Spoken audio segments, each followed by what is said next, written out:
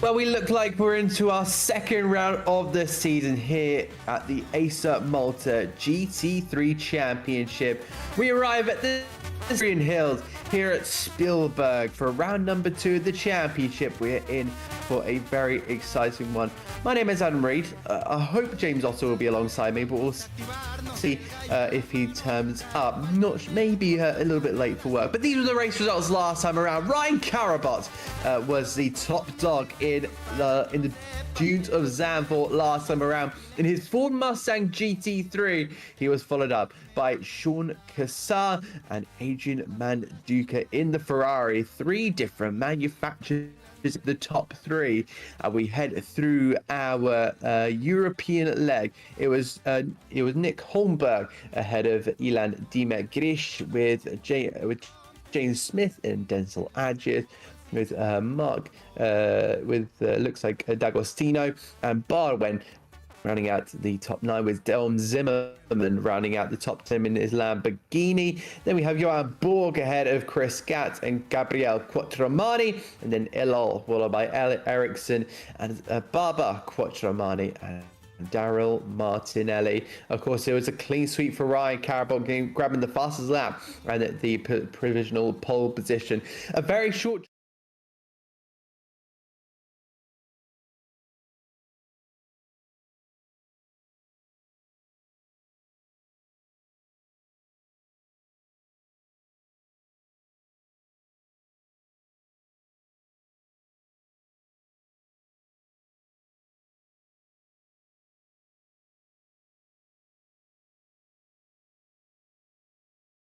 really intriguing to see all 10 corners, which will be completely flat. Like you've seen there, the lap with Denzel Adjia, 4.3 kilometers, a lot of elevation changes. You're heading up the hill, down the hill, especially into some of those sections, and of course we'll be seeing times around about the 127s, 128 as well. So there's so much about this circuit. Of course, it's famed for its Formula One when it returned to the Red Bull Ring in 2014.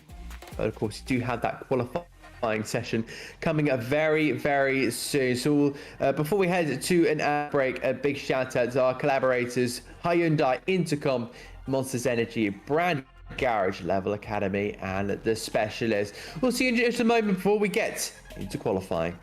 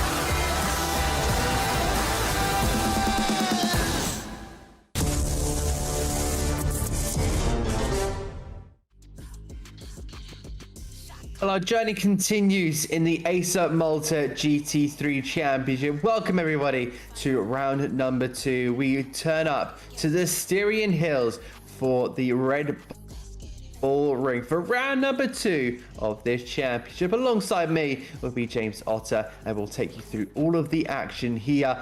Tonight is going to be a good one, as far as I'm aware. James, welcome back.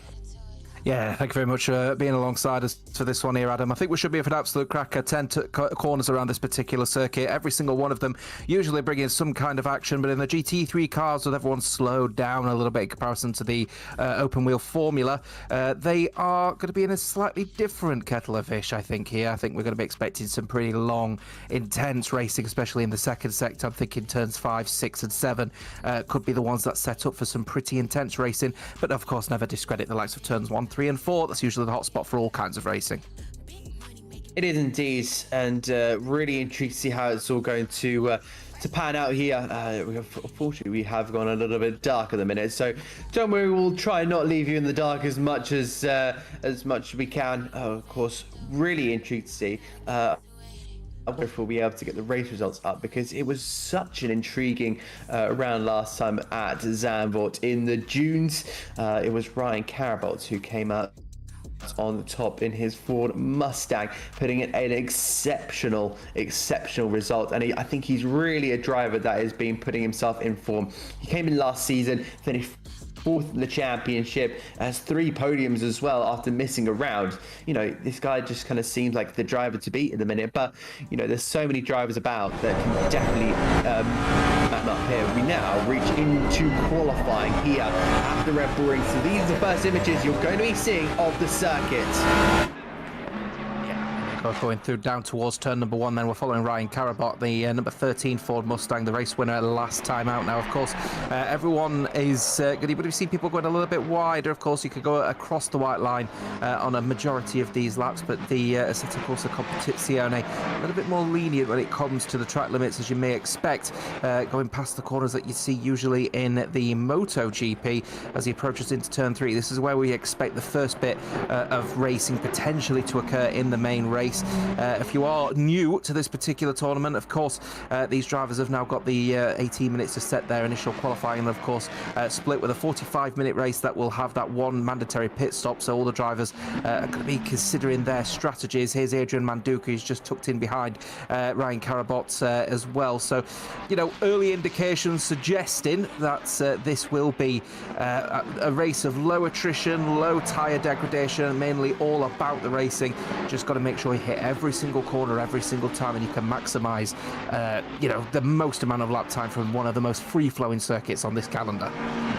I definitely agree with you that one in terms of how fast flowing it is. But before we go any further, I do want to say a big shout out to the likes of Hyundai, Intercomp, Monsters Energy, Brand Garage, Level Academy, and the Specialists. Without those guys, this broadcast would not be possible. So thank you to all of them for collaborating with us here at Velocity Esports Racing. So the clock continues to tick down. It's about trying to get a clean lap, really. You can really use as much of the track as you possibly can. You see that Ryan Carabot already kind of going outside the white lines there. That is quite frowned upon in Formula Racing, but this is GT. This is a whole different kettle of fish compared to the sole Formula One watchers.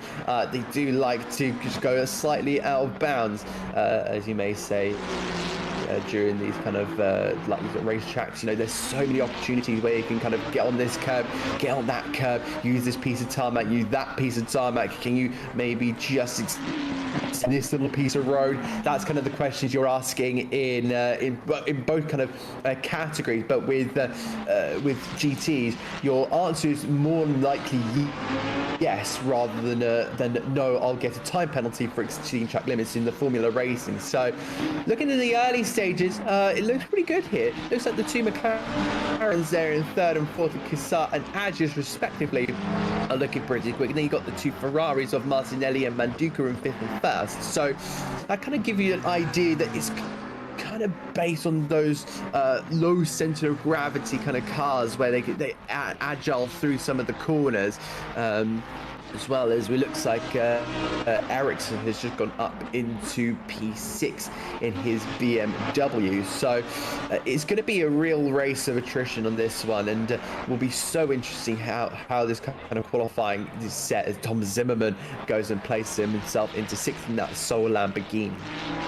Nice lap there from Adrian Manduca, setting the fastest of all of his laps so far with the 1:27.247. But I think there's going to be more laps potentially on the board, going to be falling fairly quickly here. There's a lot of marbles offline, by the way, around this circuit here. So I don't know if there's been like a preset maybe of what seems to have been like some previous racing occurring on this particular circuit, which actually poses another challenge as well. Because of course, if you're going to get out of the way of all the drivers around you, if you are on an in lap or an out lap rather, then you could end up putting a little bit of pressure on your tyres on the main lap, because of course those marbles are going to lower your grip. As definitely going to be dirtying his tyres is Barbara down in P14 in the McLaren. Here's Ryan Carabot then, of course the last winner of the race. It seems like 2 weeks ago, seems like a long time ago now, that particular race. He's now just coming across the final few corners now. We're on turn number 9. He's going to be wanting to try and power around now these next set of corners with as much of the track limits as they allow, as he takes a very wide line, might be a bit too wide out of that final corner. We'll see what the Project Versio Ford Mustang is showing in comparison to the likes of Adrian Manduca as he comes across the line right now. It's a 1:27.450, but he will not improve on his position. He stays in P2 and immediately enters the pits. I do think that track limits would have been an issue. Adrian Manduca, is there going to be any improvements for him as he comes across the line? 1:29.8, no improvement on that lap. Indeed it is, and just look like we've got a return. Well, I say a returnee to the championship. This driver competed in the other GT3 championship that we have.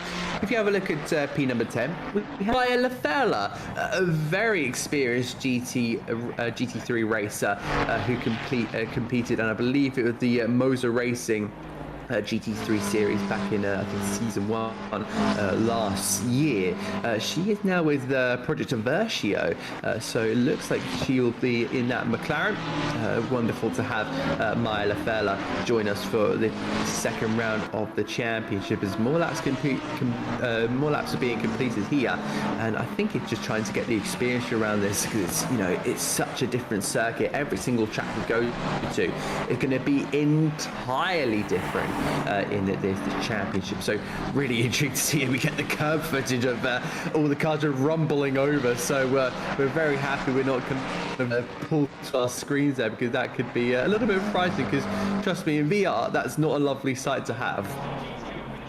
Yeah, it can be quite a challenge as well. Just on the point about Myla Furler as well, she also took part in the latest championship as well with the Moser Racing Malta GT Cup, and she actually showed some serious pace in the midfield, so she could throw a few spanner in the works of people that end up dropping time. By the way, the pro driver, she's indicated by the white square, the grey squares of D'Agostino going 6th fastest and the fastest of the Pro-Am drivers, but Dimic Gershi at the moment flying high in P4 at the moment, the fastest of the rookie drivers up in P4. He's just leaving now in his McLaren and looking fairly sharp indeed. But so far, Kassar going now second fastest. Ryan Carabot, the winner of a couple of weeks ago, currently struggling at the moment with initial pace in the Mustang. Yeah, that's not an ideal moment there, but you know, there's still plenty of time to maybe get a few changes going on the car. You know, you still have a little bit of time left before we then have to go into this race here. So plenty of time to get your position up to a good standard, and then we'll see how they all kind of pan out from there. I've noticed somebody is not in the server that was here last time. Camilleri, who is the Porsche, the sole Porsche who DNF last time around. They are not there this time around, but it's great that we have 19 cars here, because this first season of the championship, 13 entries throughout the entire season, and already we're seeing 19 cars. Maya Lafella, in fact, our 20th entry, which is absolutely amazing to see. Just kind of showed the championship is slowly growing and had that opportunity to grow even further as the track conditions do continue to improve. We do have a little bit cloudy at the moment. You can just about see there above our top right kind of holder. There are going to be clouds for the next 30 minutes. So throughout this qualifying session, it's going to be quite cloudy. So the faster tyres won't degrade as far. They'll be able to keep within their kind of window of operating for a further length of time. And that will kind of mean that for our drivers, they will be able to indeed get those best laps out. And at the moment, it does go to the McLaren, but look how many McLarens, sorry, the Ferrari of Manduca, I was meant to say, but look at the McLarens, because that's what I was going to go on for. 4 in the top 7, which is absolutely fantastic to watch. And here is Sean Kassar, second place last time around at Zandvoort. Can he go even faster, James? Yeah, we'll see as he comes across the line right now to get going with his laps. I'm keeping an eye out on Zimmerman as well, because he didn't have a particularly good race last time out in the Lizard Racing Team Lamborghini, but looking fairly good at the moment for P6. Here's Ryan Carabot. And also, it gives me an opportunity to do our daily check-in with Gabriel Quattromani, and down in P14. The man, or the myth, the legend that races in his Ducati Rust Ease Cars Inspired Ferrari, number 95 on the side, but number 444 for this particular race. And once again, an absolute shining star in terms of the livery competition, certainly leading the way for me. Yeah, it's been great having that livery. A massive amount of kind of Lightning McQueen inspiration. And, it's amazing how that film came out back in 2006 and continued to inspire the current racing generation. If I remember correctly, and I do remember correctly, there's a Formula Regional driver by the name of Evan Gilter, a French racing driver driving for ART. His helmet is also Lightning McQueen inspired. I think that the gloves are as well. I might have to double check that, but I can tell you that Evan Gilter in the Formula Regional European Championship does have a Lightning McQueen inspired helmet. It's just amazing me how this kind of film back in 2006 still inspired the current generation of sim racers and real life drivers. Either way, we're keeping an eye out on Ryan Carabot then. He is looking to try and get himself a bit closer to Adrian Manduca. He's done so in positions, now back up onto the front row in his Mustang GT3. Manduca just behind him. Carabot just about to finish his lap though, so we'll see if he does improve on his lap though. Ryan Carabot looking to try and get a little bit closer to Manduca. Here he comes across the line right now. It's a 27.277, so he does get himself a little bit closer to Manduca, but no improvements there at all. Here's Manduka. We'll see where Manduka is going to come. Is he going to come across the line? I think he's imminently going to come across the line if he hasn't already. He has, and it would have been a 1:27.342. So he's lost a tenth on his previous occasion. Here's Sean Kassar. You know, he's currently just coming out of turn number 4, so he's looking to try and set an early precedent. His last lap was a 29.5, so that would have been an out lap, if not a slow lap on this occasion. Here he comes then across the borders of turn number 7, sector 2 split right there, as he now just approaches a couple of corners. Shouldn't get blocked or have any major dirty air issues from the cars in front of him, but Kassar will be hoping to at least get himself back in to that P2 position that perhaps Ryan Karabot managed to take on his previous lap, but Kassar now just coming across the final lap, final corner to set his lap. We'll see if Kassar does manage to improve on his position. On this occasion, looks like he has not. 27.6 manages to find a lap close to his best lap by about 300ths of a second, but stays in P3. Indeed. So with 6.5 minutes left to go here of this session, what are you focusing on as a driver, where you're just looking again to improve your lap time, seeing if the conditions are right for you, and just seeing if there's any opportunities for the improvements to come down here? Adrian Manduka still at the forefront of the lead, followed by Ryan Karabot and Sean Kassar. Those three have been very competitive, along with Denzel Adjis and Ivan Dimek Girish in that top 5. So McLaren really running strong with their current trajectory. Of course, the manufacturers championship lead at the minute. They got 70 points with all their cars at Zandvoort, and with the kind of performances they're putting on here in the early stages of qualifying, who knows where this could take them. Indeed. I'm just keeping a firm eye as well on Denzel Adjis out of the blue, because he's now up to P4, is the other McLaren as well, so he's looking fairly sharp. He's just finishing his lap now. His last lap was his best lap with a 28.017. Will he improve one step further on that lap? No, he manages to stay within around about 300ths of a second, and he dives now into the pits and resets his car. Here is Dimek Gershi, now the rookie in the McLaren. Now, he has been one that I've been keeping a very firm eye on for just from 2 weeks ago. He's got some serious pace behind him in the Uber McLaren, so I'm looking forward to seeing what this season brings here for the rookie driver, because he's got the pace behind him to really stick it to the sort of upfronters that are, you know, more known within this particular brand, to be setting the precedents. And actually, I'm going to be looking forward to seeing what he brings for the rest of this particular season, because he's definitely got the form at the moment, has Dimek Gershi. Now, here he comes then into the final corner. We'll see if there's going to be any improvements at all for the Uber McLaren as he's getting on with it now. Here he comes across the line and sets a 29.385, so obviously a bit of a slower lap on that occasion by about 1.3 seconds as he will get going. So looking pretty sharp indeed at the moment for Dimek Gershi, as looking sharp indeed he will be. Martinelli just behind him at the moment as well. He's looking to try and set some early precedents as well. Now, his fastest lap was the 28.307. The previous lap was a 28.2, but it was an invalid lap, so he stays in P6, and the Ferrari looking to put some pressure now on Dimek in front of him, who is currently now just entered the pit lane. So the question is will there be any further improvements? I'm also again keeping an eye out on Zimmerman as well in that Lamborghini. There is a little bit of pace now in that Lamborghini, that Lizard Lamborghini at the moment as well. The number 950 Lizard Racing Team car. Dominic Zimmerman looking like he might just be knocking on the door of potentially the top 5 if he continues on with the pace and sets a clean lap. Indeed it does. So I think there's going to be a lot of hope for that for Zimmerman's Lamborghini, because he did have a good show of strong results, qualified 9th last time. So equaling his current best, I think that's not too bad of an effort. He's placing himself in the top 10, putting himself into contention for some very, very strong points. That's Chris Gatt in front of him that he needs to try and negotiate here. So McLaren up against Lamborghini.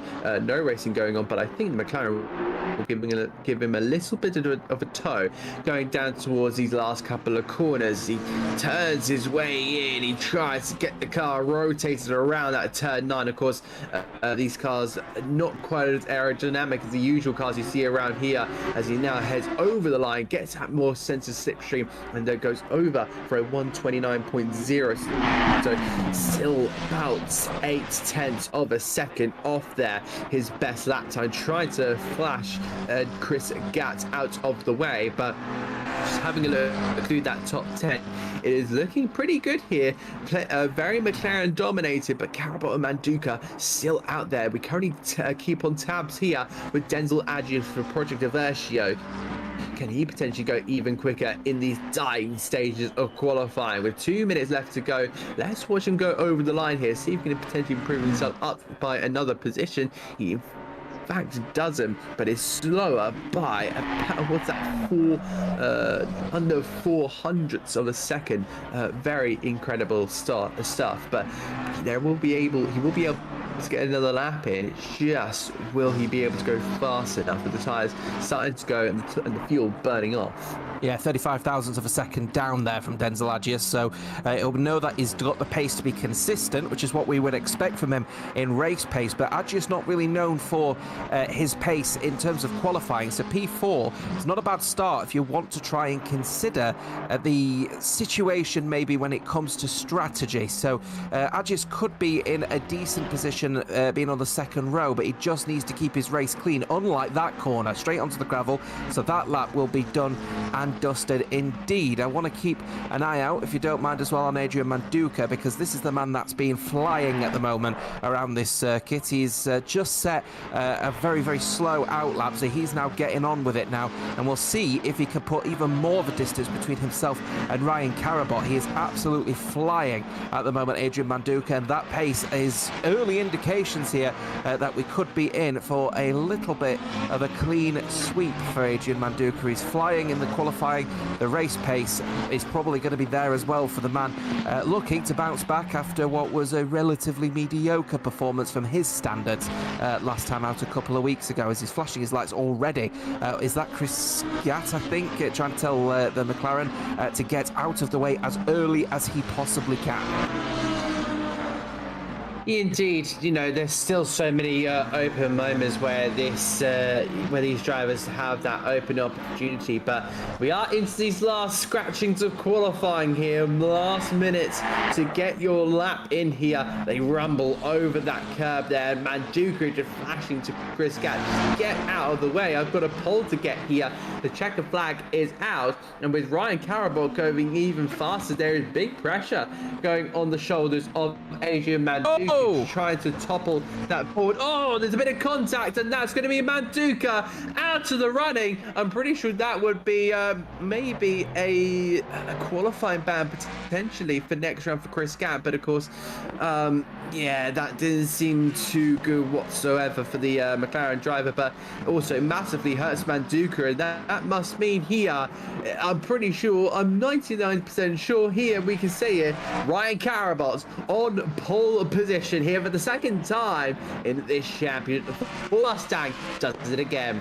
And look at Dimitri Gershi as well, the rookie driver, up to P4. What a fantastic effort from the Uber McLaren to get himself onto the second row in front of Denzel Adjian. Where is Denzel Adjian at the moment? I assume he's on a slow lap. Yeah, he's not improving either. So great effort from Dimitri Gershi to go P4. Ryan Carabot will be thanking his lucky stars. He was not really looking pretty sharp at all in qualifying, and that is smiling ear to ear for the man now on P1. Myla Furler stays in P13 in the Project Aversio McLaren as well. Adrian Manduka has a lot to complain about after that one. Look at that, 20 thousandths of a second, 200ths of a second separating him from pole position, and he was improving on that lap. He was flashing Chris Gatt to get out of the way for so long, and then when it looked like he was giving the position up at turn 9, he's going diving down the inside. What is the man doing in P17? He is the slowest of the pro drivers as well. not a great race weekend so far from Chris Gatt, and Adrian Manduka will be absolutely livid about that situation. Yeah, I think a lot of drivers would. You know, you're looking at a driver who was, again, as you say, slow as the pro drivers. You know, this drive, of course, Chris Gatt has had over a season's experience now of this championship. So, kind of, you do have to have a think about, you know, what was going on there. Maybe a lack of experience. Maybe he just jumps on just for this championship. But yeah, I definitely think there will be a little bit of a talking from the stewards, and we'll see what kind of gets implemented here. And we now get in towards the race in these very early stages. We wait for the countdown to get into this race. So James, what are you kind of looking out for in this 45-minute race? So the fact is that the drivers have got to get themselves, you know, revved up pretty quickly, and I think Manduka especially has got to shake off the frustration of what happened with Chris Gatt and just get on with it. And he's ever the professional, is Manduka, so he should just get on with it, no doubt. I'm expecting Dimich Gershi, now he's a rookie driver. There is more likely to be some potential errors from that Uber McLaren, so especially it's so tightly compact as well going through towards that start finishing line. He might be one that we need to keep an eye out on. And in that midfield as well, a bit like Denzel Agius, who is known more for his race pace than qualifying, Myla Furler's also in exactly the same position. So from P13 on the grid, she should start to make some early inroads, I think, at the beginning of this race. Could mix up a little bit of a bag, both at the front and in the midfield. Indeed, I think it will be a bit of maybe yin and yang and seeing how that kind of midfield compares up to the bottom half, and then you got the top half. You know, you're really looking through all that field, seeing kind of who are the top guys at this moment, who is able to, you know, use the power of their car, use the power of their skills, use the experience from the track and the game to really put themselves into a decent position. But I think a lot of the focus will be at that front two of you know, Ryan Carabot and Adrian Manduka. But again, the McLarens are going to be mighty around this kit. So I definitely see the pace is there. It's just, can any of the McLarens really kind of extract the, you know, what they need to put on for that lead fight? You know, do they have the speed? Do they have the car? Well, I think they do have the car. Do they have the setup really? Is that something that you kind of put into question as well, throw into the kind of the gauntlet of kind of the hopes to win for as a McLaren manufacturer? But you know, I think there's so many open opportunities, especially for a lot of the drivers. I think the kind of the top 15 is where you're going to be looking at, but you do need to kind of split it into two different groups at the minute. But again, we're in for a superb race. Austria, we know in sim racing, always delivers. I think the Assetto Corsa Competizione, let me pronounce that correctly first, is going to be a bit of a step into the dark here, because I've never really in GT3s around this circuit. So I wonder if it'll kind of hold the same level as kind of your F1 and your other forms of racing that you get in sim racing. No, should be fairly different, to be honest with you, in this one. I'm expecting that the GT3 cars should be a much more difficult endeavour, especially in the first sector, but the lining up is going to be fairly similar through turn 3 and 4. But the racing side by side through the second and third sectors, I'm talking through 6 and 7, should be a lot more pronounced. So that is going to be one to keep an eye on, especially for those runners better in the situation when it comes to racing, you know, side by side. So this is going to be one to watch, as it looks like we're just about to get going for this race in the Styrian Mountains. We are indeed. So the drivers will now look to pull away and use this time to kind of warm up the tires, warm up the brakes, warm up absolutely everything they possibly can. Again, Ryan Carabot is going to be a driver in command here, but I think Adrian Manduka will definitely be looking to get the jump in the early stages. You know, that's kind of what you're looking for. Looking at the weather, again, we're still looking at quite a dry race, but I don't know about you, James, but I'm not going to throw away the opportunity of you know, any potential rain. You know, I can see, you know, potential shower at some point during this race, and I think it'll be very much invited by us as in the broadcasting booth, but maybe not so the drivers. Well, I know that rain is not predicted over the next half an hour, so we should be in a position where the conditions are going to be sort of overcast, and that may benefit those that elect to decide to use the harder compound of tyre initially out of the blocks, because of course in that situation they're not going to burn through the tyres as aggressively as a result. But then again, the softer compounds of tyres might go that little bit longer as a result. Tyre marble still offline is going to be pretty aggressive, so the drivers have got to try and avoid them, otherwise there could be some issues in terms of braking into the corners as they're now just approaching turn 4. So Karabot leading the way, of course, from Manduka Kassar. Then you've got the first rookie driver of Dimich Gershi. Then you've got Agius Nick Ice in 6th from D'Agostino, first of our Pro-Am drivers, Martinelli Zimmerman, Barvan. Then you've got James Smith, Quattromani in 12th from Maya Lafurla in 13th. Then you've got Johan Borg in the Pro-Am drivers, third of the Pro-Am drivers, in the Aston Martin. Then you've got the rest of the rookie drivers, Alul and Eriksson in 15th and 16th, from Adrian down in 19th, split by the pro driver of Gatton, the Pro-Am driver, Barbara. The race is just a few corners away. We are indeed into these kind of crucial stages of this one. The drivers will get into their formation before we then head onto the green flag. What are you going to be looking for? I definitely can see potentially Adrian Manduka might just be the one to try and maybe get a little move in the early stages, see if he can potentially plant anything. But we are about to go racing. Keep an eye, there's a lot of drivers here to keep an eye out for on this grid, but round 2 is about to commence. They go in 2x2 train track formation, just like they do back in your early days of karting. The flag will raise aloft in the front by the gantry, and the cars will approach that line. Round number 2 of the championship. We wait, and we go racing for the first time here in Austria. There is the line right. It is a very long wait, and it looks like Manduka has managed to potentially get a jump here on Ryan Karabot into the first corner, trying to open up the entry here. Manduka is just stuck on that curb, and he's just going to have to duck in behind.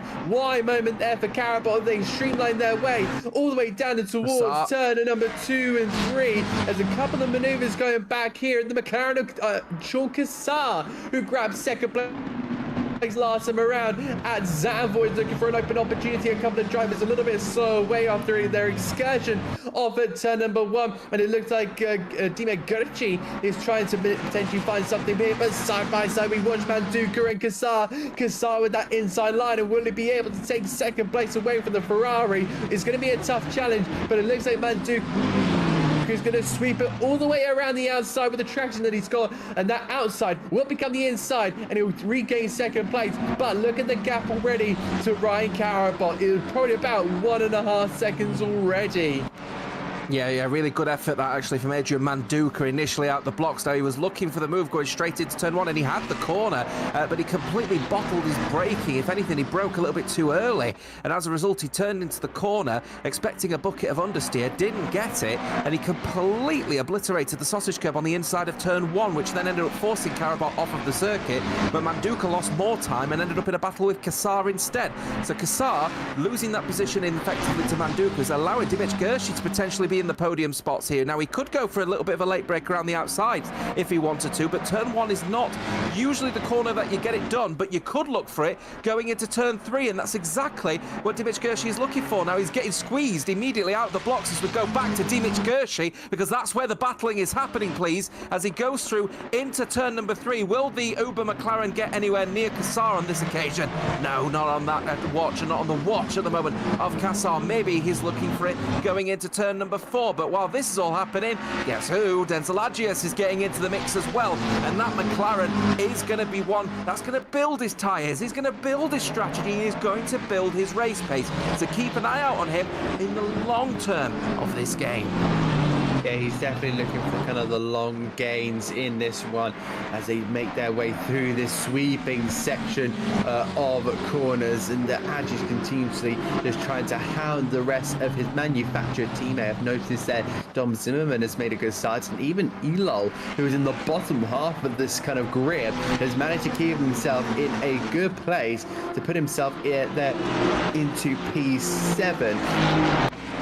Really strong stuff from him. I think that's Nick Isolay down the back there in 13, so he hasn't made the best of starts, and then they will just snake their way in towards these last couple of corners of the racing circuit, and Karabot still with a massive lead over the rest of the field. But it's kind of a situation of, at this point, do you work together as that kind of second pack, or do you just kind of battle amongst yourself?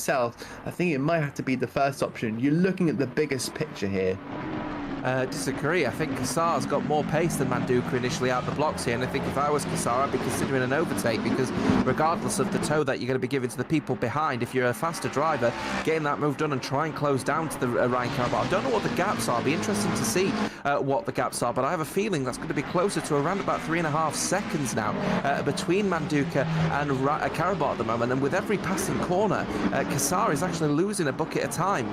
So unless Manduka gets the skates on here, Kassar's actually the one that's being sort of depreciated as a result of this one. Either way, Ryan Karabot will be happy with the situation. The man who managed to get the race victory last time out, and he has the fastest lap so far, and also the lead of this particular race. The question is that pace going to continue? Is he burning through his tyres too quickly?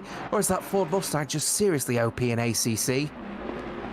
That's a good kind of input there, just in case, because I'm still not quite up to date with this at a course of competition on it. I think a lot of my focus has moved over to another big kind of another big racing game that kind of got a big update recently. So if you know, carrying on with that kind of secondary pack compared to the race lead here. Again, Kassar is looking so strong.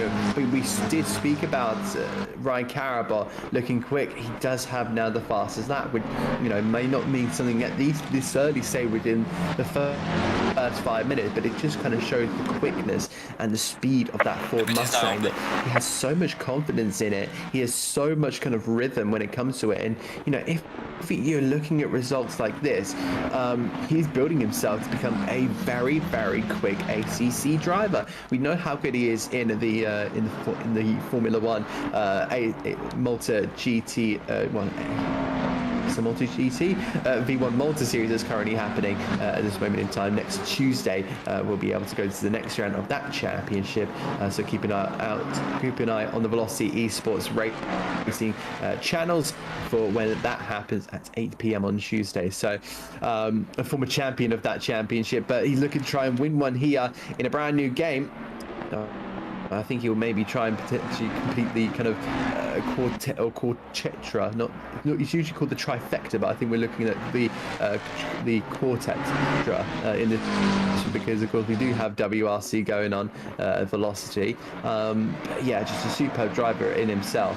Let's have keep an eye here, because look and see how Adrian Manduka is doing, and it looks like Kassar now with that fastest lap. So these two are actually breaking away from Giddish and Agius, which is going to be a little bit crucial, because that McLaren back is kind of falling away, and these are the front two that are able to challenge that Ford Mustang. They've just got to think of the long game here.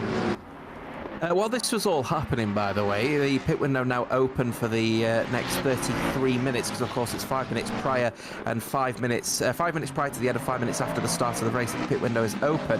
Nick Ice has had to make a pit stop, so he's actually pitted before the pit window opens, so he still has to serve his mandatory pit stop, does Nick Ice. He's now down at the back of the field behind Ericsson in P19, so a bit of a disappointing stuff there for the second of the Lizard Racing Team cars, he is still within a fighting chance of potentially, getting a little bit closer, maybe to do some racing. But in terms of where he's going to finish, that is going to be a completely different question. While this is happening, James Smith has just made a move on a lull. Looks like someone's caught in front of that driver there, maybe Ericsson. But James Smith now managed to get in front of Elul, and he'll try and chase down the battle with the likes of Zimmerman in the Lamborghini, who's in a little bit of a no man's land at the moment. He's not got really any pressure from behind, but he's not really pressuring anyone in front at the moment in the Lamborghini. No, he's currently sitting in a strong place, I'd say. He finished 9th last time around at Zandvoort. So I think Zimmerman, for now, we're just trying to focus on his race. We don't get any safety cars during ACC. It's not kind of something that's inputted into the game, so kind of following F from 2015 in that kind of sense. But I think it's kind of a game that's really struggled to kind of code in full course yellows and pace cars and kind of all of that stuff that you'd usually get in kind of GT racing, because it's solely focused on the GT side. They kind of forgot about all the other shenanigans. But again, this is the part of racing is similar to Asphalt Kings on Gran Turismo 7. We don't get any of those safety cars, so if you kind of crash and stop, you're not going to force any kind of safety car to try and put yourself into a bit of an advantage and catch yourself back up at the pack. You are really here just on your own. Whatever happens, and whatever happens right now here, you're seeing it's looking like Adrian Manduka, who's trying to spread his wings here. As he looks now, I think he'd be pushing. I think he's found a bit of a rhythm with that Ferrari, and he's now starting to maybe try and close in that gap. I think the speed he's currently at, he just has to maintain that over the course of this entire 35 minutes left of the race, because otherwise Karabot's going to be running away with another win.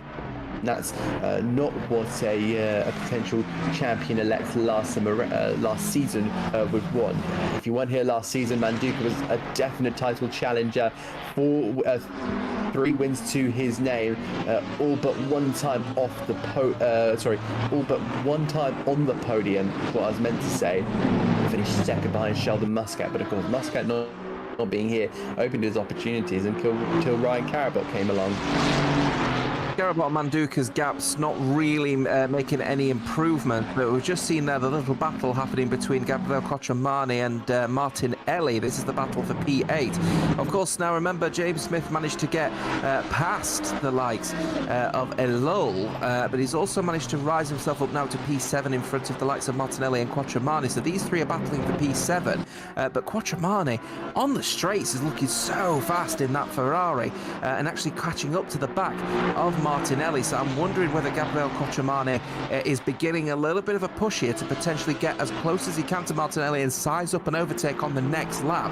Here he comes through the right-hander. We'll see if Cocciamani can make any inroads against the likes of Martinelli. Looks like not the best final corner. In fact, getting onto the gravel, a little bit of grass rather, did the Rust Ease cars-inspired Ferrari is the number 444 on 95 as it is on the side. Here he comes there going through to turn number 1. No bit size up of an opportunity here, but you can see now going down this main straight, the Ferraris have got quite a bit of pace here, and I'm wondering if he's gone for a little bit of a lower downforce setup as Cocciamani, because he was looking particularly sharp here, and you can see getting a bit closer and closer going into turn number 3 rather, and again look at that, getting into the corner, so much confidence on the front end, but just not able to get the power down as someone's gone out wide there. It looks like Barvan in the BMW, the Beamer's gone a little bit wide in the battle with the likes of Elul, so that could be something to keep an eye on as well, just behind here for the battle for P10. But in the meantime, it looks like Dimich Gershi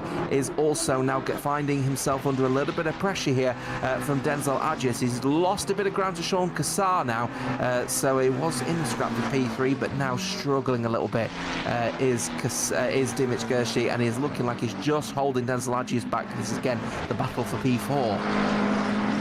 It is. So I think with this battle at the moment, I think Agis is going to desperately try and get pass, but he definitely has the pace to. But you know, I think he's going to be a little bit frustrated with Ilan Dimek-Gershib because you know same car, same manufacturer, and they're just trying to chase a different position here. And I think that this may be down to a strategy call. I think that you know they're running at very similar pace. You know, they're running a very exact same car, very similar setup. So it's all about kind of using that pace where you possibly can, using the tires, using the fuel, and then maybe having to use a point to save it, because of course you know you can't go completely flat out all throughout both of your stints. You're going to have to do a little bit of saving. It's just at what point do you do it? I think Manduka has done a little bit of that saving by trying to get into his rhythm, and now that he's really found himself in a thriving position, again just trying to maintain himself there in seconds. Daryl Martinelli gets discarded there by Gabriele Quattromani in the second place Ferrari. So yeah, it looks like the Italian manufacturer looking to do really well in this one, but again, if they're batting over 8th and 9th, you know, they're trying to, you know, they're not posting in the best results they possibly can. That kind of crown goes to McLaren with their seven drivers using the manufacturer. But again, looking back to this battle for, it's going to be a tough one. I think that's going to go, it's going to go all race long for sure. Keeping an eye out as well on that Quattromani-Martinelli battle here. Again, it's a bit of a shame we don't have the gaps on the left-hand side, so we could keep an eye out on this one, because at one point Gabriele Quattromani was struggling a little bit and actually was opening potentially Daryl Martinelli some overtaking opportunities. But here we go once again. Quattromani's found a lot of pace here as he now begins his push. Here he comes then going into turn number 3. Is he going to go for the dive going into turn number 3 around the outside potentially?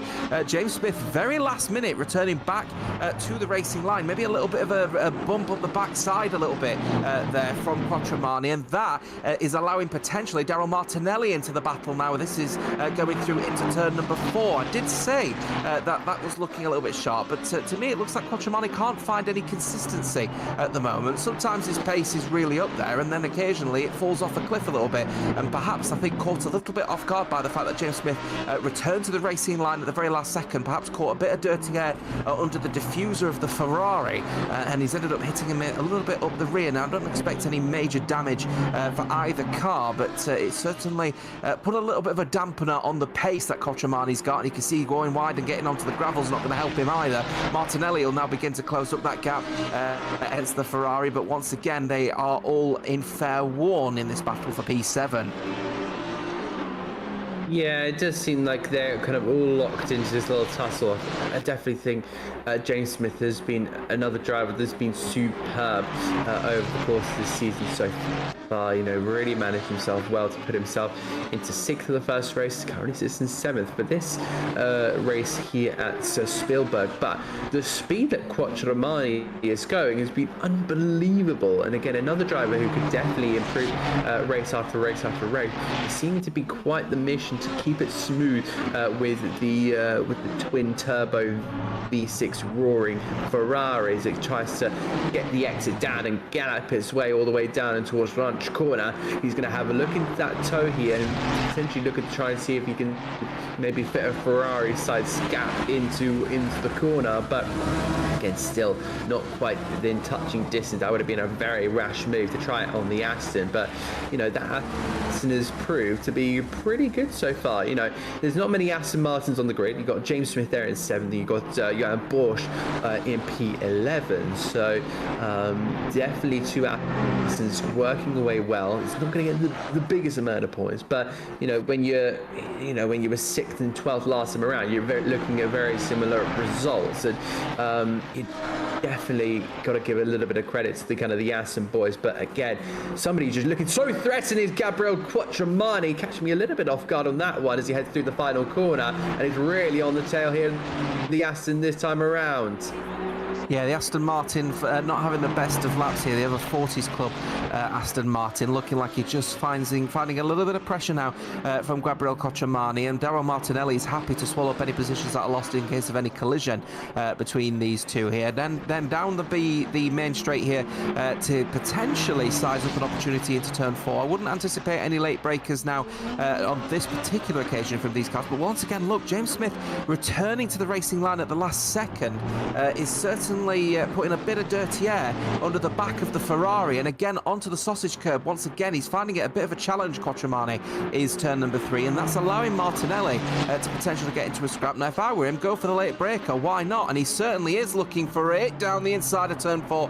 This occasion, though, a little bit too far back. But yeah, Cocciamani struggling a little bit at turn 3. That's where all his time is being lost, and is allowing James Smith to hold on in this battle for P7. Still all in fair warn between these 3 drivers. If you don't mind, I'd like to go back towards the front here. Now, Manduka is setting fastest laps at the moment, and he's actually getting closer and closer to Ryan Carabot. I'd say that gap at the moment is around about 1.4 seconds, 1.5 seconds. And in that scenario, Carabot is now going to be looking over his shoulder here, because Manduka has suddenly found his pace. And this is what I said in qualifying. He has got the pace, and he was just caught out by Chris Gapp. I do think Manduka's got more pace than Ryan Carabot tonight. Yeah, I definitely think so. You know, you've hit the nail on the head there, James, and I definitely think that Ferrari just looks so strong. We know the Ferrari had the pace, but just had to extract it in that kind of last moment into qualifying, where you're saving your best to right to the end when the fuel is basically running on fumes. You're looking at kind of a very frustrated Manduka, because you want to try and get back here. Speaking of getting back, that's Daryl Martinelli back past Gabriel Cocciamani. So Cocciamani now dropping a place to his manufacturer teammate, and Martinelli, I think, was kind of saying to himself, well, if you can't pass that Aston, I will. And so I think Martinelli is going to give it a right good go to try and get past James Smith here. But that's the problem. If he can't get past the Aston, then what do? Do you kind of call an early pit stop here, because you're at the stage where, you know, we're over halfway into this race. We've got 26 minutes left on the clock. We're kind of approaching 20 minutes for the next stint. So you're definitely kind of wanting to pit between now and maybe about 12 minutes left of the race. You don't want to leave it too late, but you also don't want to pit too early, just in case you kind of tires go at the last couple of moments. I think he's just coming in. We look back to the battle here for P4 that's been brewing away. Yeah, the undercut's not very powerful around here, so I'm not entirely sure why Martinelli's decided to commit to the pit stop here, but we'll keep an eye on this battle here for P4 between Dimic Gershi and Denzel Adjus. Again, Denzel Adjus more known for his management of his tyres and management of race pace, but I do think he's being hindered a little bit at the moment by the rookie driver in the Uber McLaren. But just in front, as you could just see there, approaching the next corner, is that Chris Gatt? No, is that Chris Gatt, or is that a lap car? No, that is Sean Cassar. So it looks like a lapped car getting out of the way. He's just onto the grass now. So, you know, if Denzel Adjus does manage to get past the rookie, there is a little bit of clean air to potentially use some of this race pace and potentially size up a move on Sean Cassar later into this race. So definitely a bit of a slow burner, this one, but I think there is going to be a little bit of a crescendo if all of the pit stops work the way I think they're going to. Yeah, I think you're right on that one. You know, it does seem like kind of that slow burner, but I think that's kind of everyone just kind of checking out their battles, seeing where they're at, trying to push as well. But you know, when you get into battles, you can very quickly just opening up a massive gap to the cars in front of you. And then it's all about kind of looking in your mirrors and looking behind here. So I would like to see how this kind of all pans out. Actually, it looks like Denzel Adjus might be able to make a move here on even Dimic Gershi. So yeah, as you said there, Sean Cassar, when you kind of clock, he actually is kind of losing out here a little bit. So Adjus again just late on the brakes, not quite able to get past the number 14 rookie there, but he's up on the sausage curves. We might get a bit of a poor exit. We'll keep on to happen with this one now, unless he doesn't make the move down in towards turn number 4 of Ranch, and again just stays in front. Let's see what Manduka is doing, because Ferrari has been really working hard to try and get up to the rear of that Ford Mustang, and there he is. I was wondering if he was on the back here, and indeed he certainly is. Traffic has come into play as well, so we'll have to see how this all turns out. But Manduka's pace over the last couple of laps has been nothing short of absolutely inspirational. And down in towards this first corner, I think he's going to get a big opportunity up at turn 3. Yeah, turn 3 could be where it is at here for Manduka. It probably will be turn 4, though, I think, on this occasion. While this is all happening, by the way, that battle for P4, by the way, the car in front of them is not Sean Cassar. That is D'Agostino, who needs to get out of the way. So they're going to continue their battle. Back to that battle for P2, though, as it looks like D'Agostino not getting out of the way. Here's Manduka, looking like he might size up a move going into turn number 4. He wants to try and get early on the brakes and early on the power if he can. Up onto the sausage curb for Karabot. That's going to leave him standing a little bit here, and an opportunity here. The McLaren has got a sheer pace here and sheer opportunity here because of the nature of the car, but again, not really an opportunity, but looking for it, getting closer there in that little battle. Damic Gershi and Agius still in that little battle here for P4, by the way. I said they managed to get past Agostino, I hope so, in that little battle, because it looked like it was getting a little bit snaky through there, as it's D'Agostino was looking to try and let both of the drivers through, but a little bit later on the apex here. Here's that move for Manduka. He is getting closer. Is it going to be a sized up opportunity around the outside of turn 8? Could be. Side by side going through into turn 9, and Manduka's going to have the opportunity, but he decides in the end he's going to dive into the pit lane, but he's matching by the looks of things. Karabot, is Karabot also diving in? They're both matching in terms of pure pit stop pace here, so it is not going to be about strategy here between these two. It's going to be about raw pace. As it stands so far, Manduka's got the advantage. Cassar's also in as well. Wow, big moments there, and it looks like Dimakri and Denzel Agius will copy in, it seems like. So I don't know if you saw that, but Manduka was right on the back of Karabot in the braking zone. Unbelievable stuff. So it does look like that top 5 all come into the pits. Meanwhile, Gabriel Quattromani is currently still out there. It's almost a lap down on the rest of this pack. Dom Zimmerman, James Smith have come in. It looks like these, in fact, Quattromani and Martinelli have pit. Gabriel Quattromani and Darryl Martinelli have pit, it looks like, as well. Borge is pitting as well, so Elal is going to potentially take the lead of this one. There you go, Jaden Elal.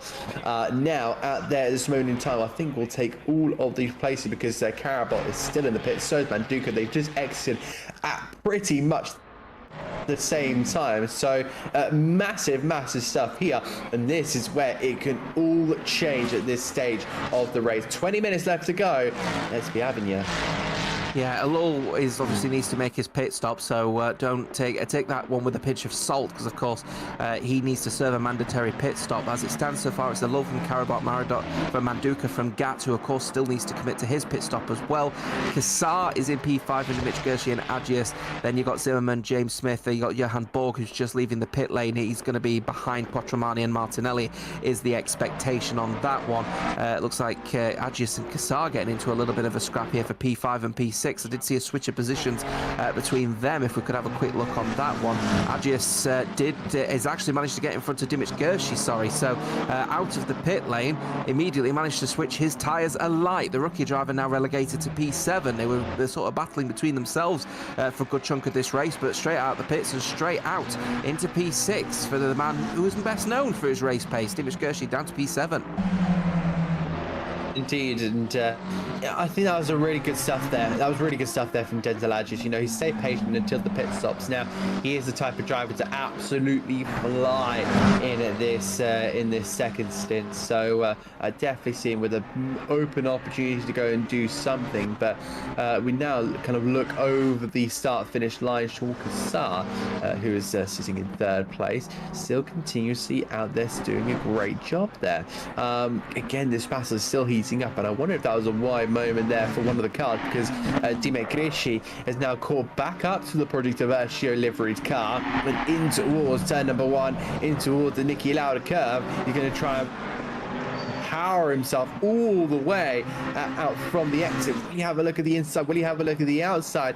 If I was potentially the car, if I was the driver behind the wheel with Dima Girish, I probably want to try and bring a little bit of a surprise to the table, maybe a bit of a small jig. Oh, there it is. Tapped him round, and he stopped there to kind of let him get back on his feet. Or no, get back don't on the stop. Here, get on with it.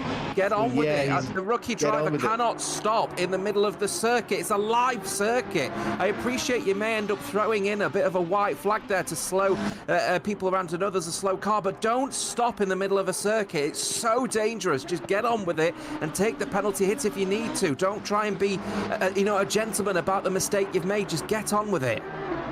Yeah, that's now allowed Dom Zimmerman to move ahead of both of them. So he's now going to put himself up into 6th when he goes over with that timing beam. This is if you're a little bit unsure of why Zimmerman is now, of course, wasn't 8th at the time when he passed it. It updates every sector.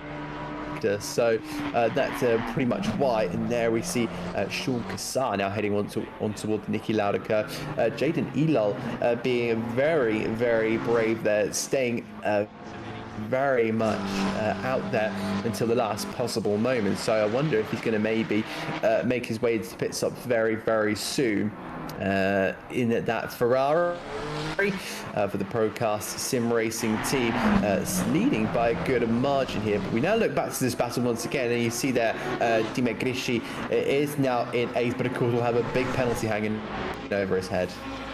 Here he comes then going through into turn number 3 is another opportunity here. Is he actually going to go side by side now, learn his lesson before doing a bit of a bump draft around the corner? That is off camber. Around the corner he goes. He's learned his lesson. Gets on the power, both of them on the power. A little bit of a wiggle out the corner from Dimic Gershi, but he'll stay where he is by the looks of things. Because of that bump, of course, it's allowed Quattromani and Martinelli in their own little battle. Quattromani now back in front, by the way, of Martinelli in that little battle for P8 as it stands. But what is a battle for P8 is now going to be a double battle for P6 as Dimitri Gershi getting a little bit wide out of turn number 4. Dezel Agius now heading his way around the circuit here as it looks like because of that little collision, Zimmerman has got a little bit of clean air in that Lamborghini. It's a great effort here from Dominic Zimmerman and the Lizard Racing team Lamborghini, and the 950 Pro driver looking like he's going to be getting his best finish of the season so far. Decent effort from the beautiful liveried purple and green Lamborghini. Indeed, I definitely think Zimmerman is one of those drivers who is really open to pushing this one here further, and he's really taking his opportunities well. He's managed his pace brilliantly. He hasn't got involved in any silly mistakes. And remember when we were talking about him in the very, very early stage, we were saying, oh, but he's in a bit of no man's land. Well, he's taking his opportunities well. Avoided the collision with Agius. He just went straight through, ignored kind of Grisci just sitting in the middle of the track. But now let's look at this battle here with Adrian Manduka, because I think he's lost a little bit of ground here to Karabot. But again, Karabot's still trying to get that Ford Mustang into a little bit of a rhythm. He saw him going a little bit wide, so potentially a little bit of pressure here for the Ford Mustang, but the Ferrari again just showing its pulls and strengths as he makes his way around. I think that's going to be Jaden Elul into the pits, and it is.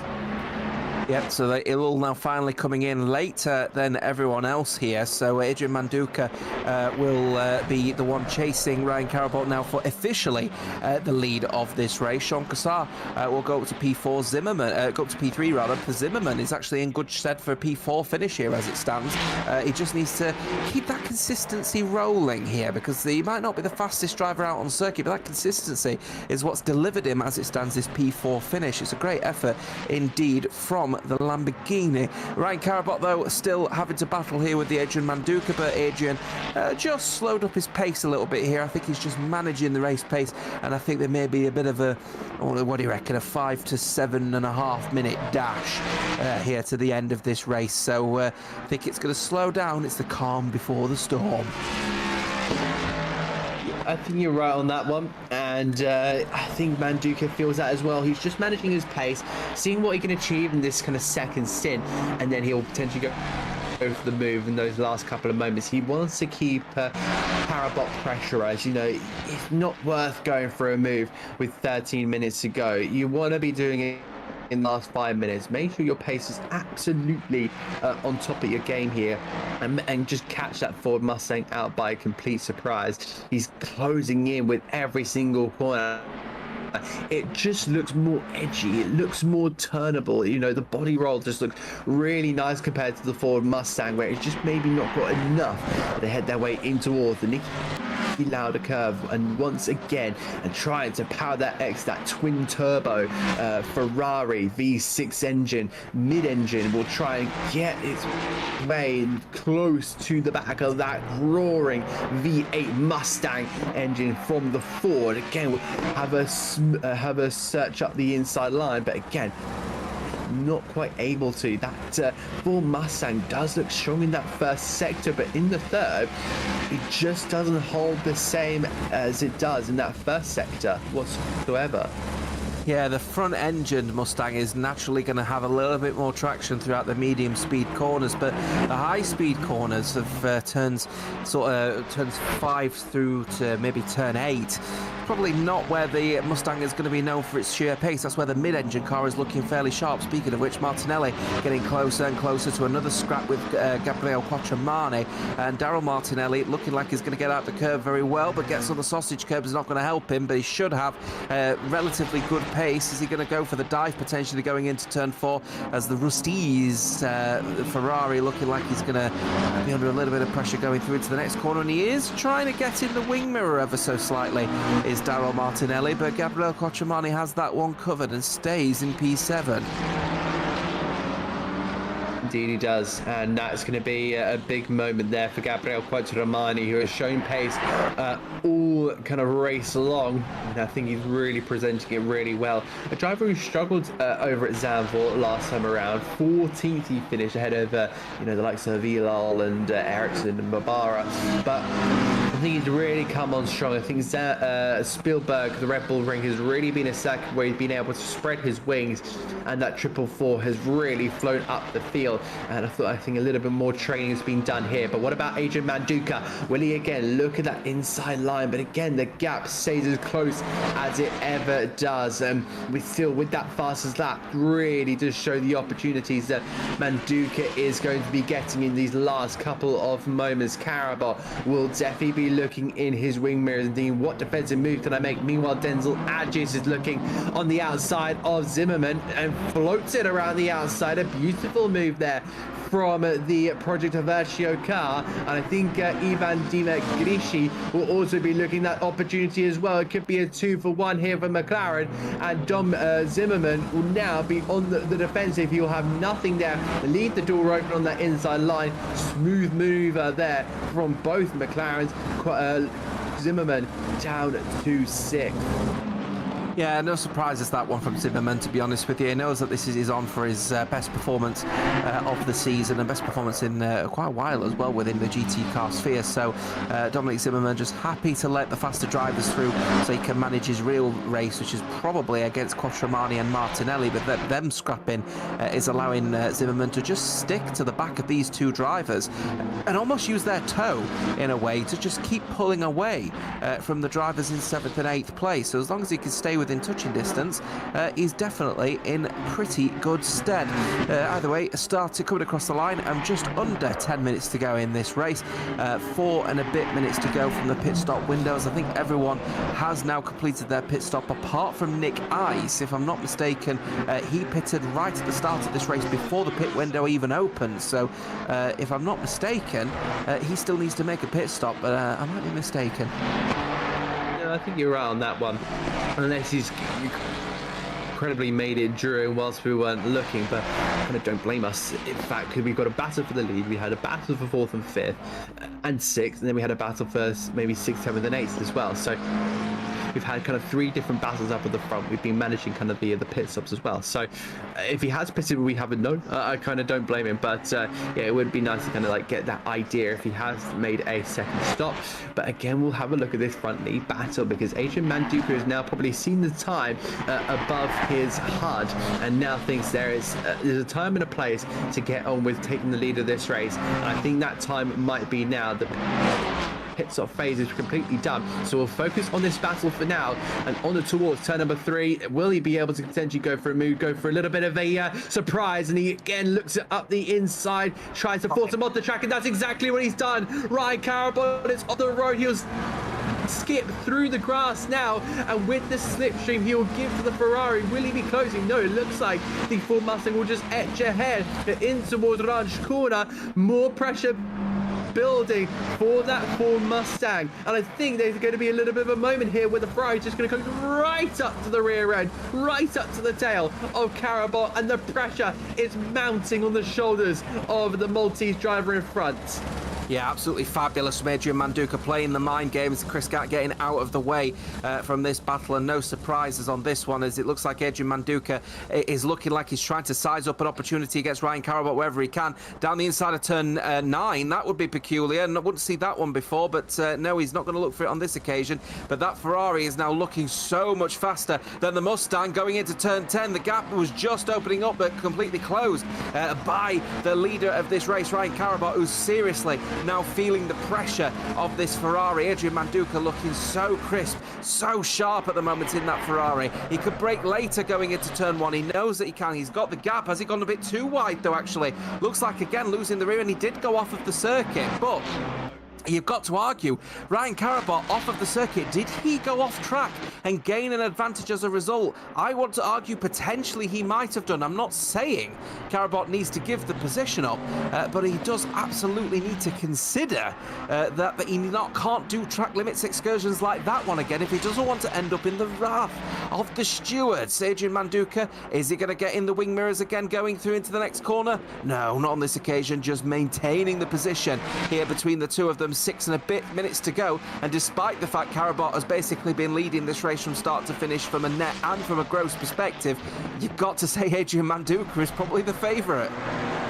Yeah, he has to be the favourite, because of course he's been absolutely on pace all kind of race long here. You know, you had those kind of first 5 minutes, 10 minutes where he really started to struggle, but since then he's really built on himself and really built on what he's capable of. That Ferrari drive-through penalty being given by Jaden Elul. Into the pits goes Simon Barbara, so those two are having their own little issues for the moment. But again, we approach this little battle. We get a beautiful aerial of the Ford Mustang and the Ferrari that is going to be charging toward the Niki Lauda curve once again in this race. They'll turn through turn number 1. Who will get the best exit? It will go to the Ford Mustang, but that Ferrari is keeping in tow. And speaking of tow, he's getting a great slipstream all the way up to 2 and on towards turn number 3. It is an opportunity here for Adrian Manduka to be late on the brakes. He'll dive up the inside, but he's overshot the corner. Has he? Collide between the two. He'll force the Ford Mustang off the track and say, take that position. That was not fair on my part. Another blow between the two championship rivals.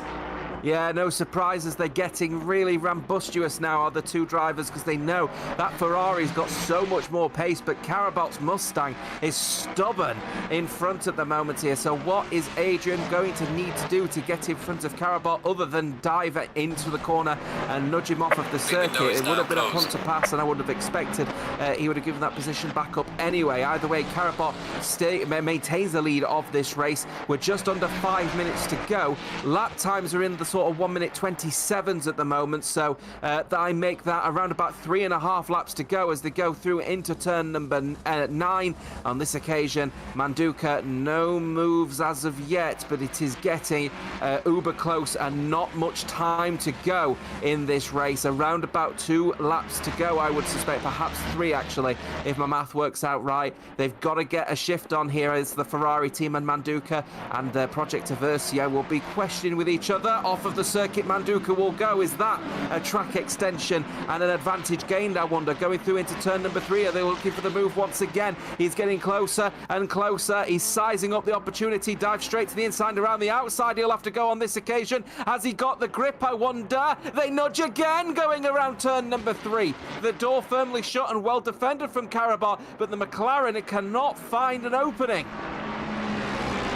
Yeah, it just seemed like Manduka wanted to try and potentially get an exit and say, well, if I can't pass him into 3, I'll try into 4. But it seemed like Karabakh is wise as a cause, and you've really got to stand up and applaud this defensive kind of attitude of Karabakh. He knows exactly what that Ferrari is doing, but he is giving him a little bit of a moment to think about his Manduka. So these two are absolute titans of the championship. They are going this way and that way and really giving these guys a big moment before we then swoop it our way in toward the right-hander and on toward that start-finish straight. We will then enter and go over the line with 3 minutes to go. Now, if you're Manduka, are you getting on this straight? No, he's not. I was wondering if he could potentially maybe do a bit of a surprise and pass into the Niki Lauda curb, but doesn't seem to be the memo that Manduka wants to give off. But look at the exit that he's giving on this one. I think Karabakh is also maybe losing the rear tires as well. So with an opportunity coming very soon, remember Manduka will be looking at that clock on top of his HUD and just thinking, where do I make the move? I've done it into 3 many times, hasn't worked. What about 4? We'll see if this opportunity arises again, but it seems like he's too far back. Yeah, there's no opportunity on this. This is the penultimate lap of this race, by the way, if I'm not mistaken. If my math works it out right, they'll come across the line with around about 1 minute and 26 seconds to go. So I think they're going to end up hitting the checkered flag literally at the last second as it stands here. But so far, Manduka seriously putting the pressure on the fielders here. In fact, this will be won't be the penultimate lap if my math works out right. Actually, now I think it might be a third to last lap here. Either way, Manduka's seriously putting the pressure on now. He's going to relax a little bit and then begin another charge on this next lap, but he's seriously got to get his skates on now. He does, and Manduka will be looking at this thinking, at what point do I make that move? Again, this is something that's constantly going on in his mind. I think he will be wise to the knowledge if we cross over the line, we will get another 2 laps remaining. We'll probably cross over that line with about 2 seconds left of this race. So Adrian Manduka, what have you got this time around on the penultimate lap of this race here at Spielberg at the Red Bull Ring? Nothing in towards turn number 3. Again, tries to set up to move. He's probably thinking to himself, can I get an exit of this corner? Is it possible? It is possible, but it just seems like Karabakh has something left in his tank.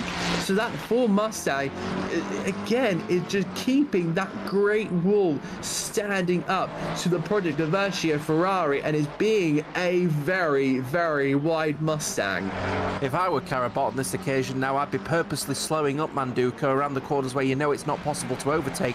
Try and find that delta of around about 3 or 4 seconds, because then you'll come across the line with the checkered flag out. So he may want to consider that as an option. Either way, they're going to continue racing now around the next set of corners. 24 seconds left on the clock, and they will be starting their final lap imminently. As it stands, though, I don't think Manduka was looking for an overtake on this lap. He surely will be looking for the next one, as Karabakh is slowing up a little bit here, but I don't think I think the lap times are just too good here, so they'll come across the line with 4 seconds to go, and this will be the final lap of this race, and Manduka is as close as he's ever been. He's got to get on with it. Checkered flag is now waving. Indeed it is. So we'll see Sam Kassar potentially crossing the line first, but already into a defensive mode on this last lap. Manduka, where will he go? Will he go to the left? Will he go to the right? He's following in the tracks here of Ryan Karabakh and sending him the shorter way. Round the outside will go Manduka. It's going to be all about the traction, all about the exit. How about Karabakh? He's not quite got the exit here, but down in towards the right-hander of Raj. There's a Project Diversio car just sitting on the right-hand side. Will that have any effect in this battle? Karabakh sits in the middle of the track, but Manduka will try and force that car up the inside lane. He'll look to be on the outside, on towards 5 and on towards 6. Karabakh holds the fortress down hugely and will look to take another win in this championship. Another 30 points in this championship. And Manduka, the desperation will be as peak as ever as they approach turn number 9. Will he go for it? He will try it, but nothing will come of it unless he tries to desperate dive in towards 10. He says no, and on towards the main straight we go. Ryan Karabakh for the second time in the championship wins here in Spielberg in dramatic fashion. And my word, what have they had for breakfast today, this morning? Because it's very much worked. It's another fabulous effort as well from the rookie driver Dimesh Gershi. He will finish in a very respectable P5. Denzel Agius will finish in P4. Ever since leaving the Ford Mustang and moving over to the McLaren, his race pace has not been quite as strong. So he's still just finding his mojo at the moment with the car, the mid-engined McLaren. But here it comes across the line. They will finish in P4 and a very respectable, as I said, P5 for Dimesh Gershi. Zimmerman, what a great effort it is from Dominic Zimmerman. Lizard Racing Team finishing in P6. Quattromani finishing in a very good P7. James Smith, it's P8 for him. I don't know what happened to Daryl Martinelli. He's down all the way in P11, but it's a great effort from the over 40 club as they finish in a very, very respectable P8 for the number 1 Aston Martin. Here's Johan Borg, the other over 40 club car as well. Another Aston Martin, the 60 Pro-Am driver, will be the highest scoring Pro-Am driver. Barben finishing in P10 from D'Agostino in P11. Martinelli is now down to P12. What's happening to the Darren Martinelli? Is that a car running out of fuel, I wonder here, Adam? I don't think he's finishing this race. I don't think so either. That is a big worry there to the race of Daryl Martinelli, and to what was once a huge opportunity is come and collapse on him. That is such a frustration. A huge hit to the momentum there of Daryl Martinelli. And we now see the last couple of drivers crossing over the finish line. Yeah, that will be it then for this one. I think one thing that shocks me more than anything is the fact that the fastest driver this race weekend didn't win. It's as simple as that. I think even Ryan Karabakh will put his hands up to say, no, Manduka was the faster driver here tonight, but at the end of the day, he was the person who finished first. He was the driver with the lowest amount of race time, and the reason why was because he managed the race to absolute perfection in the Ford Mustang. And I tell you what, it's an absolute cracker of a race performance it was from Karabakh. Adrian Manduka finishing in a respectable P2, but the man who managed to win last time out 2 weeks ago continues on in his form as he goes through to the Circuit Paul Ricard as the championship leader and the only person to have a race win this season. Yeah, I think that's a record that he'll be looking to keep throughout the remaining races of this. We go past Paul Ricard, but he wants to keep that streak as long as possible. But I think there's a lot of drivers we can kind of look at today and think they did a fantastic job. I think Denzel Agius is definitely one up there. I definitely think that Daryl Martinelli really put in a solid result. I think Dominic Zimmerman, that Lamborghini, the Soul Lamborghini, put in an absolute stellar performance to finish home in 6th. That would be 13 points for the Italian manufacturer. Again, you got to give credit there to Gabriele Quattromani as well. I think despite the running out of fuel, Daryl Martinelli did a fantastic job. Maybe if he can carry that momentum on to Paul Ricard and just keep himself super consistent, I definitely think that could be a big opportunity. Sorry for my camera. Yeah, we've not quite got it in the right space at the moment, but yeah, we'll kind of keep it on tabs here with the circuit views of the mountainside. I really think it's been brilliant. I don't know about you, James, but you were right in kind of saying it was going to be a slow burner, and you were very much right on that. We had an absolutely thrilling end. Yeah, it was a thrilling end in the end, but the fact of the matter is, as I said, the fastest driver of this particular race weekend, I don't think won this one. I think the fact of the matter is the person who managed the better race pace was the winner of this one. And the fact is, though, is that we take a trip next week over to France for the Circuit Paul Ricard, and that particular race has got more opportunities for overtaking and GT car specs. So this is where you got to see Ryan Carabot at his absolute best. If he does end up taking the race win, again, purely on the fact that he was able to manage the race pace, he is going to be a man on a mission. It's as simple as that. You're right. I think that, if he does end up winning or potentially getting a great result, maybe a top 2 or top 3 come Paul Ricard, this is the championship contender. This is somebody who's going to be in a massive amount of form. And when you're collecting 60 points after 2 races, that is a serious intent.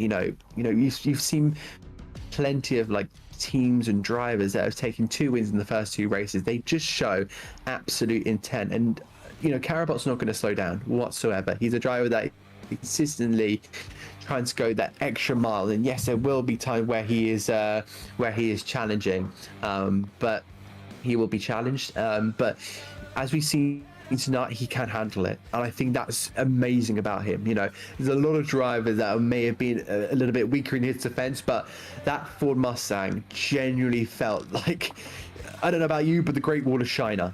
I don't think there's really anything else I can really say about that, the way he drove that Ford Mustang.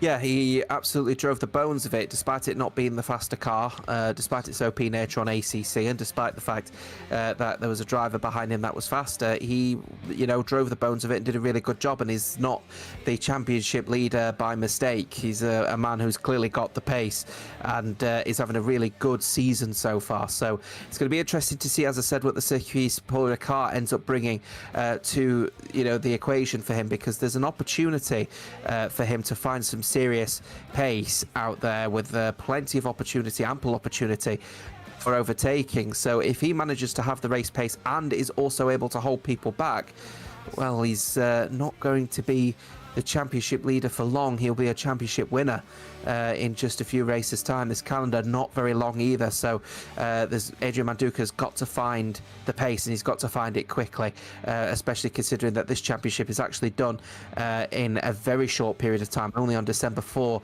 at the Circuit of the Americas. Between then, though, Circuit Paul Ricard, as I said, next week before we take a trip over to the Circuit Ricardo Tormo, then the Circuit de Barcelona Catalunya Laguna Seca, my favourite one. I'm looking forward to that one on November 20th, and then of course Watkins Glen on November 27th, before, as I said, we wrap it up in Austin, Texas, where we're at this weekend for Formula 1, and that's what I'm looking forward to as well. Indeed we are, and you'll be able to catch all of those races here live on Velocity Esports Racing. You can follow us on Twitch, on Facebook, and on Instagram, and on Kick. I do believe we are still streaming on Twitch.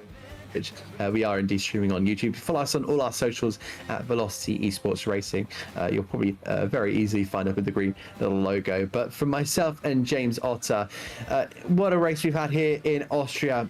It's been absolutely fantastic, and in 7 days' time you can catch us doing it all again over in France. But for now, take care. Good night.